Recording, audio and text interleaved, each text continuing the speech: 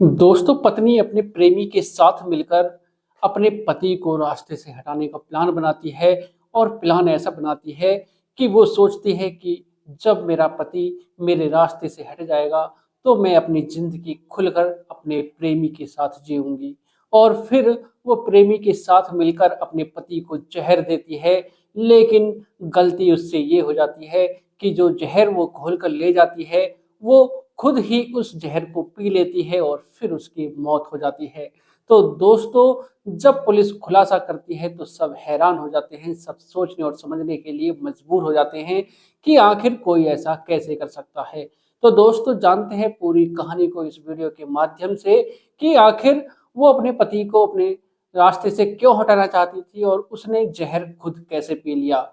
तो दोस्तों, कहानी में आगे बढ़ने से पहले अगर आप चैनल पर पहली बार हैं, चैनल को सब्सक्राइब करें, वीडियो को लाइक करें, शेयर करें और कमेंट करें, बेल आइकन ज़रूर दबाएँ, जिससे कि मेरे आने वाली हर एक वीडियो आप तक पहुँच सके और आप क्राइम से रूबरू हो सकें। तो दोस्तों, चलते हैं, जानते हैं शुरू से आखिर तक पूरी घटना को हर बार की तरह। नमस्कार दोस्तों, मैं अनुज आज आपके लिए जो ये कहानी, एक घटना लेकर आया हूँ, ये है उत्तर प्रदेश का एक जिला है कानपुर और कानपुर का ही एक थाना लगता है नवाबगंज। दोस्तों, 22 जून का वाक्य होता है, करीब शाम के 4 बजे के करीब एक व्यक्ति जिसका नाम सुरेश होता है, वो चिल्लाता हुआ, दौड़ता हुआ बाहर आता है और कहता है कि जल्दी से गाड़ी लेकर आओ, कुछ वाहन लेकर आओ, मेरी पत्नी की तबीयत खराब हो गई है। और उसके बाद उसका जो भाई होता है वो बाइक लेकर आता है और अपनी पत्नी को बाइक पर बिठाता है और हॉस्पिटल लेकर पहुंच जाता है। जब हॉस्पिटल लेकर पहुंचता है तो डॉक्टर उसका ट्रीटमेंट करना शुरू कर देते हैं। दोस्तों, उसके बाद डॉक्टर कहते हैं कि तुम्हारी पत्नी को या तो किसी ने जहर दिया है या फिर अपने आप खाया है, कोई जहरीली चीज इसके अंदर गई है जिससे कि इसकी तबीयत खराब हो चुकी है। दोस्तों, पुलिस को सूचना दे दी जाती है, पुलिस मौके पर पहुंचती है और उसके बाद जब सुरेश अपने जो डॉक्टर होते हैं वो और उनको बता ही रहा था कि इसने कैसे क्या खाया, और तभी पुलिस वहां पर पहुंच जाती है और सुरेश से पूछताछ करना शुरू कर देती है। दोस्तों, उसी दौरान जो सुरेश के ससुराल वाले होते हैं, उसकी पत्नी के मायके वाले होते हैं।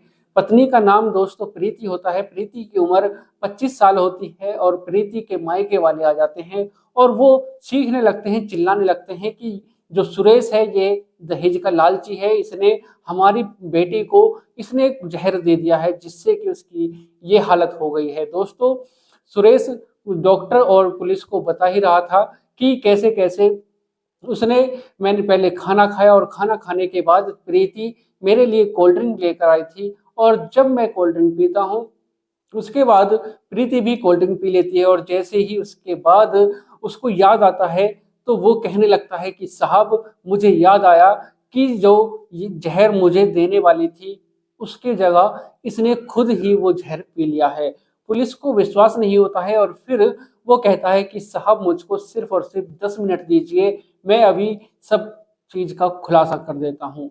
दोस्तों, सुरेश भागा भागा घर पर जाता है और घर पर जाकर वो कुछ अपना मोबाइल लेकर आता है, अपनी पत्नी का मोबाइल लेकर आता है और फिर आने के बाद वो कहता है कि साहब देखिए, जो मेरी पत्नी है प्रीति, उसका संबंध किसी व्यक्ति से चल रहा है और ये मुझको मारने की कोशिश कर रहे थे दोनों मिलकर। और फिर सुरेश एक रिकॉर्डिंग सुनाता है जिसमें प्रीति कहती है अपने प्रेमी से कि जो तुमने जहर दिया है वो दे तो दिया है, लेकिन मैं इसको कैसे दूं, कैसे किस प्रकार से इसको अपने पति को दूं। और उधर से आवाज आती है कि जो जहर है वो किसी भी चीज में घोलकर तुम ये अपने पति को दे देना और उसके बाद इसका काम तमाम हो जाएगा।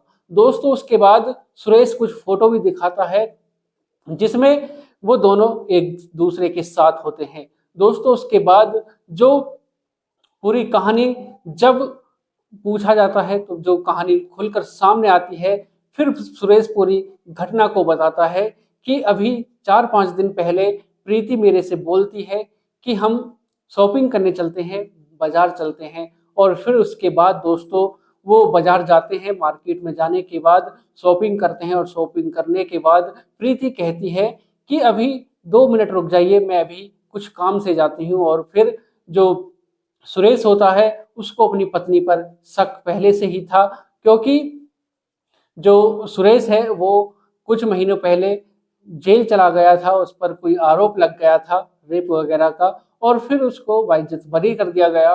और फिर जब वो अपने घर पर आता है तो वो देखता है कि उसकी जो पत्नी है उसका जो बिहेव है, उसका जो बात करने का जो अदा है वो कुछ बदल चुकी है, वो पहले जैसी बात नहीं कर रही है। और फिर वो उस अपनी पत्नी पर जब ध्यान देना शुरू करता है तो उसको पता चलती है कि उसकी पत्नी जो प्रीति उसका संबंध किसी और के लड़के से चल रहा है। और दोस्तों उसके बाद सुरेश को पूरा पता चल जाता है कि उसके संबंध किससे चल रहे हैं। जब सुरेश जेल में था तो वो अपनी तन्हाइयों को दूर करने के लिए एक लड़के से प्यार कर बैठती है और उससे प्यार करना शुरू कर देती है, और एक दूसरे से वो दोनों प्यार करना शुरू कर देते हैं दोस्तों। और फिर जब सुरेश अपनी पत्नी पर नजर रखना शुरू कर देता है तो उसे पता चलता है कि उसकी जो पत्नी है उसके संबंध किसी और से चल रहे हैं। और फिर धीरे धीरे दोस्तों जब एक दिन ऐसा आता है कि वो मार्केट जाता ही है, और मार्केट जाने के बाद वो 2 मिनट का समय मांगती है और कहती है कि मुझे 2 मिनट का समय दो, मैं अभी कुछ काम से जा रही हूँ। और फिर सुरेश अपनी पत्नी पर नजर रखता है और वो देखता है कि एक लड़का जो उसका प्रेमी है वो उसको किसी चीज की पुड़िया दे रहा है। और जैसे ही वो यह देखता है फिर वो सतर्क रहना शुरू हो जाता है दोस्तों। और प्रीति अपने घर पर आ जाती है, सुरेश घर पर आ जाता है, और आने के 2-3 दिन बाद वो खाना देती है। खाने पर भी सुरेश बहुत ही नजर रखता है कि किस प्रकार कहीं ये मुझको जहर न दे दे। और फिर दोस्तों 22 जून का वाक्य होता है, और 22 जून को जब वो खाना देती है और फिर सुरेश खाना खा लेता है, और फिर वो प्रीति कोल्ड ड्रिंक लेकर आती है और 2 गिलास लेकर आती है, और वो 2 गिलास रख कर चली जाती है। और दोस्तों उसके बाद वो जो सुरेश होता है वो उन गिलास को बदल देता है, और फिर वो सोचने लगता है कि अगर इसमें कुछ हुआ तो प्रीति इस कोल्ड ड्रिंक को पिएगी नहीं। और जब प्रीति आती है तो वो अपना गिलास उठाती है, और गिलास उठाने के बाद वो उस कोल्ड ड्रिंक को पी जाती है। और जो सुरेश का जो गिलास रखा हुआ था वो सुरेश अपने गिलास को पी लेता है। सुरेश को लगता है कि इसमें कुछ नहीं था, जो प्रीति है वो बिल्कुल ठीक ठाक है। लेकिन कुछ ही देर बाद प्रीति जमीन पर गिर जाती है, उसकी हालत बिगड़ने लगती है। दोस्तों सुरेश को पूरा पता चल जाता है कि ये मुझको रास्ते से हटाने की साजिश रचाई गई थी। अगर यह गिलास नहीं बदलता तो ये इसकी हालत खराब हो जाती, और क्या पता इसकी मौत भी हो जाती। दोस्तों जब सुरेश पूरी घटना को पुलिस को बताता है और जो सबूत वो दिखाता है कि उसकी पत्नी की किसी और लड़के के साथ संबंध चल रहे हैं, और जो रिकॉर्डिंग वो सुनाता है उससे पुलिस को पूरा यकीन हो जाता है कि इसकी जो पत्नी है प्रीति वो अपने पति को रास्ते से हटाने की कोशिश कर रही थी, लेकिन वो जो जहर अपने पति के लिए लेकर आई थी वो खुद ही उसको पी जाती है, और दोस्तों उसकी मौत हो जाती है। तो दोस्तों किस प्रकार जो प्रीति थी वो अपने पति को रास्ते से हटाने के लिए जहर लेकर आई, और उसके जो प्रेमी ने जहर दिया और उस जहर को अपने पति को दिया, लेकिन पति की जान बच गई क्योंकि उसने गिलास को बदल दिया था। तो दोस्तों आज की जो ये कहानी है इसको सुनाने का उद्देश्य किसी को परेशान करना नहीं, किसी का दिल दुखाना नहीं, बल्कि आपको जागरूक करना है, सचेत करना है, सावधान करना है। सतर्क रहें, सावधान रहें, सुरक्षित रहें। मिलते हैं एक और घटना के साथ। आज के लिए सिर्फ इतना ही। दोस्तों अगर आप चैनल पर पहली बार हैं चैनल को सब्सक्राइब करें, वीडियो को लाइक करें, शेयर करें और कमेंट करें, बेल आइकन जरूर दबाएं, जिससे कि मेरे आने वाली हर एक वीडियो आप तक पहुंच सके और आप क्राइम से रूबरू हो सके।